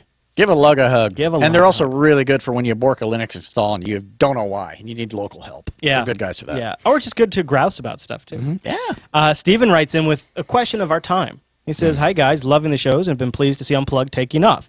I've been running Linux as my main desktop for a while now, although Windows still required for iTunes." Yeah, well, yeah, some people do that. I don't. For do what? iTunes. I don't know. And here's a bonus tip for you. It will work in a VM if you do like VirtualBox. You can do USB through that. But in what scenario with iOS? I mean, I'm assuming it's because of an iOS dependency. Wait a minute. There's iCloud, right? Yeah, I was gonna say wait a minute. Dropbox They all switched BitTorrent over sync. the air, I think. Yeah. I think they did. I gotta say, I mean, I know I've mentioned this before on the show, but if you're using iTunes to sync to your iOS device, stop it. They're gonna take that away anyway. So do not let that be the thing that prevents you from using Linux. If you can work around. So basically, long story short, explore the iCloud option. See if that's an option for syncing your music. Because there is in the iPhone there is an over-the-air sync to iTunes. There is. Maybe they want local backups on their machine. I think iTunes might be the only way to do that. I don't know. But he said, I've recently started thinking about setting up a NAS box or a server as I use many film and TV. I have many TV shows and films backed up on my hard drives, which I stream through my Roku via Plex. Nice. Good. My concern with the NAS/server is the running costs. If I leave a 300-watt machine running 24/7, it will double my electricity. Whoa! It'll double my electricity bill. Jesus! I have run the number several times. You must have a really low electricity bill. Or high? I mean, how does running one machine double it? I mean, the only thing that really does anything to my electricity that I even notice are my portable air conditioners and heat. Yeah. Outside of that. Maybe I think computers don't really seem to do that much. In Washington, though, I think we have some sweet hydro. So maybe that might be what it is. Our electric costs very well may be different. So you may be seeing some real peaks. Also, time of day. He says he's run the numbers, but I get the same results. Would a NAS box be much more lenient on my wallet? Perhaps I'm missing something, as I have seen some D-Link NAS boxes which claim only 15 watts of power. Also, can Plex Media Server be run on a NAS, or would somewhere else be a better choice, like an Ubuntu server? Short answer is yes, it can be run on a NAS. The long answer is you're not going to want to. Yeah, because pretty much a lot of the things you are going to stream to your Roku are going to be transcoded. Yep. Even if it's just like the video and not the whatever. Because I've explored this thoroughly, and yeah, you really want to just do that on something else. Yeah. And for that reason, I put an i3 in my FreeNAS box because I thought, just in case. Even though I do it on an Ubuntu server. But you can. I mean, there are actually NAS boxes like on Amazon that you can. They literally will unofficially support Plex. They've even got little add-ons. It's all going to matter. Yeah. It's all going to depend on the resolution you want to stream. If you want to stream 1080, you're not going to want to do it on NAS. So here's what I do. Honestly, I got a Plex server. I don't run it all the time. If I'm going to bed, that thing's going off. Yeah, why not? I just turn it off. Yeah, why not? Yeah, you totally could do that. I would think yes. Things like the D-Link or somebody else's is going to probably use a little less power because maybe it's got an ARM chip or maybe it's got an Atom CPU. Because that's when you're looking at building a NAS server, you're going to be looking at the components in that case that take the most power. For most of us, it's going to be the hard drives. But those CPUs take a lot of power. The video card can take a lot of power, and these NAS boxes are purpose built. They have much lower end components, and you can leave those on all the time. Just don't run Plex on it. And they make less heat. I mean, if you're really that worried, if it really is about doubling your costs, then maybe that's not the way to go. Yeah. He says, I just want to be able to back up my media periodically and play my backed up media without having to run a full desktop machine. Any help is appreciated. What about there's beginning to be a lot of options around like USB sticks that you plug in your TV that have MHL. Right. That might be. I don't know. That might be something we need to look into at some point. Yeah, or you could do something like, really the cheapest and probably lowest power solution back in the day would have been take this here, you take this here boxy box. But I thought he was going to pull out a zip drive. I swear to God. You got to get yourself one of these magnetic media because clearly. Be sure you don't get yourself the click of death. No. The boxy box here. You could just plug a USB hard drive into this bad mamma jamma, and then it would be your media streamer, and it would read everything on it. And you could turn on a Samba share, so you could load new media onto that hard drive. And they did a refresh of the BoxyBox OS, I think, that we did recently. If you can get your hands on the old hardware, the new hardware doesn't do any local streaming. Old hardware does, and there's that new OS. So eBay. The BoxyBox Hacks Plus. Yeah, I think it's like BoxyBox Plus, and then old hardware, probably eBay, maybe some resellers on Amazon, I don't know. But you got to pay attention to the model. And it's not a long-term solution since they're kind of phasing them out. But it is a very, I've heard of people that would just hang a Drobo off of their boxy box. You could do that. Yeah, you could do that. Another option is just scheduling your backups or scheduling your stuff like that. And times a day with energy costs do matter. Daytime is going to just absolutely destroy you versus nighttime when you're sleeping. Good time to do it. if The you're gonna run Pi, stuff. you know what? The Raspberry Pi, hooking Oh, a USB yeah, storage right. up to the Pi might be another way to go. There you go. You get, totally low power. That's a great one, Linux. And the uses. USB, and the external USB storage isn't going to use that much power. No, Pi's not no, going to use no. squat. So. No, I mean, you're not going to get away from the draw of the hard drives. So that's not too bad. Yeah. And, for production, it's a Mac website, and I'm it's not other than that. If you can get past the fact that they sell equipment for Mac. Put your blinders on. Yeah, but the reason why I recommend them is because they've built some robust external enclosures for editing, and these are a little expensive. But the one that is really pretty great is you can get you can get like several terabytes in these external enclosures that also have hardware level RAID. There's a lot of them out there that do this, but this just jumped to mind. Like this newer tech here, you can put 3 terabytes of storage in this thing. You can have it do a mirror. You can have it. There's a couple of different options. So then you get redundancy. It's all in a single enclosure, and you hook it up to something like a Raspberry Pi. You put XBMC on that thing. Bob's your uncle. Nice. That's your lowest power solution. I think you're going to be more happy with an Ubuntu, or he mentioned Ubuntu, but whatever Linux NAS server that runs the Plex Media server. Plex gets updated about once a month or two, and so it seems it's nice to to get current. It's all and your viewing experience is really going to be happier on a better box. Yeah, and the other nice thing is once you put Plex on that central server. Then down the road, you can do things like add Couch Potato and Sab NZB, and it's all on the local box. You can add Transmission Web Torrent on there. There's a lot of things you can kind of add on that will bring value out of that machine to kind of justify its power draw. And when you're on a budget and you're like, okay, that's great, guys, but I got a PC. Okay, that's cool. If it's a newer PC, you can multitask on it while you're streaming Plex downstairs or upstairs or whatever, and it's fine. It works really well if you got a multi-core system. It won't be a problem. Yes, sir. Yes, sir. Yes, good stuff. All right, Matt. Well, I think that just about wraps us up. Anywhere we want to point folks to for what you're up to this week? As always, I'm kind of off and on temporarily doing the whole Datamation thing. Datamation.com, scroll down to open source and click that. Nice. And, you got... oh, yeah. You should totally play that. Okay, let's play it. All right. Is there sound? Should I play sound? Yeah, there's sound. It's got a... It's on... It's dub, Jim. I don't care about the whole... Yes, clearly this is a well thought My out nephew plan. and I. Especially when it lands in your face. It's a helicopter. It's a chopper. What are these little helicopters called? RC copter or something? Yeah, it's a little RC... it's a little hydro... gyro deal. And, of course, you have to have air roll. Complete idiots about it. It's got a camera built into it too, which you'll see here in a little bit. Was this? Oh, that's the camera. Oh, and it has sound. And yes, I do torture my animals. Was this a birthday present? Yes, it was. It was off my Amazon wish list. Oh, fantastic! Awesome. And I'm still gathering the names for those that didn't include the names to give a shout out to that. But I want to make sure I try and get everybody first. So a viewer got this for you. That is awesome. That is awesome. And so I'm trying to do that with a lot of the things that I can do. We're doing a segment on the show, of course, for the cameras. With we're going to do the Zone Minder, right? Zone Minder. Yeah, Zone Minder. Oh my gosh, Matt! Did it run into you? Oh, almost. I was trying. Yeah, we were chasing each other with. Oh, that's awesome. You hang out with a 16-year-old long enough, things happen. That's true. It's weird. True. That does look like a lot of fun. Oh, it was a blast. God, I haven't felt that young in years. We were just acting like idiots. Linux commands, video of time-saving commands. What's this, Matt? What's this? What? Oh, yeah, you put an article. Oh, yeah. It's like, what I write? What? There we go. So that's a recent write-up. Yeah, just a real kind of an intro to some common commands that I use that I find handy. Sometimes they're a little faster than using the GUI. Absolutely, yeah. Sometimes you can get the gerb done a little faster on the command line. A little vidage in there. Let's see. I want to remind folks of two things. We've got a new episode of BSD Now out, and they interviewed the guy who's behind the Open SMPD project, a SMTP server that is using, get ready for this, a PF-like syntax. Now, PF is that firewall we just talked about.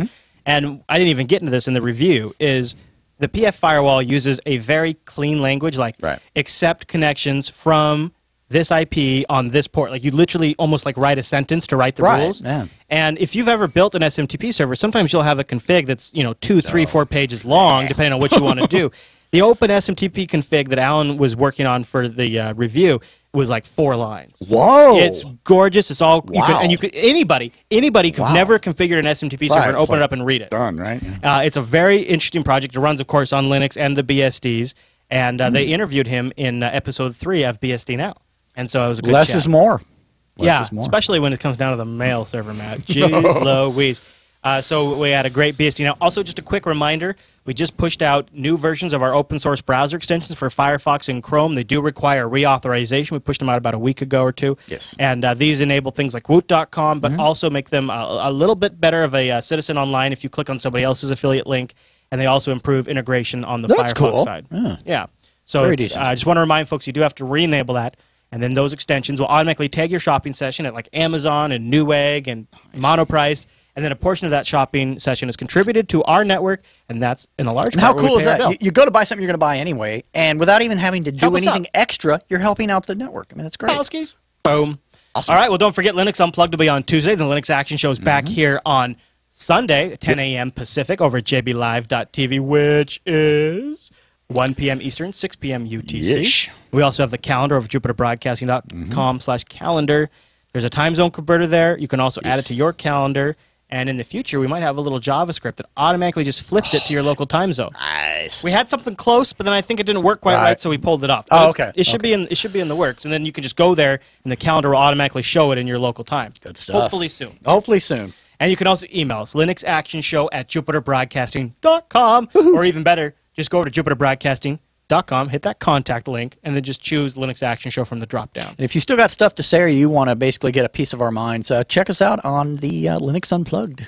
Yeah. I think we're going to have a good episode because that Valve announcement will be on Monday. Also, we might have the Cyanogen announcement on Monday. And I've already got a few emails tagged from my session this morning that were really great for Unplugged. It's going to be a great show on Tuesday. stuff. And we do that at 2 p.m. Pacific. On Tuesdays at 2 p.m. Yep, and we'd love to have you live. And we have a mumble room that's active, and we jump in there. We jump in, get your opinions from the panel, and then we jump back out and kind of, dip You in. really get to engage with us in the chat. I've really been enjoying that. Yeah. It's been really good. Been a bit hit. All right, everyone. Thanks so much for tuning this week's episode of the Linux Action Show. We'll see you right back here next week.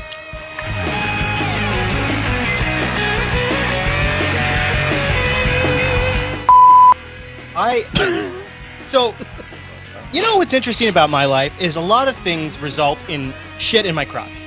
Like, Everything results in shit, Mike. kids throw up in my crotch, my cup is dripping, water in my crotch. When I'm cooking, like if I'm say I'm cooking bacon, which I do all the time. I don't know about you. Splatter in my crotch. I never get the things in my crotch that I want. It's usually Yeah, the things no in my kidding. crotch that I don't Yeah. want, so Yeah. I'm just going to put that out there. Rabbit beaver in my crotch. Here's your standard indirect heat method. Uh-huh. And the primary thing you're going to notice about this is you got your coals on either side of the meat. Oh, but not, it's not a and see, he's got a little bowl under there. Right? He's got his indirect method. Then you got your direct method where you put your meat directly on top of them. Their coals. That's good for a good searing temperature. So this is Arch and KDE running on the NVIDIA Shield. Now the NVIDIA Shield is their new Tegra-powered handheld that they're working on. Weird. Okay. Yeah, it is a little weird. I agree. Like, oh, that's kinda, But what is that's hot cool. is, Okay, and look Arch at is that 4 cores too. Nice. Before we start, I gotta tell you a little story. Little story. I opened up Pandora's box, Matt, and it was filled with squirrels. Oh.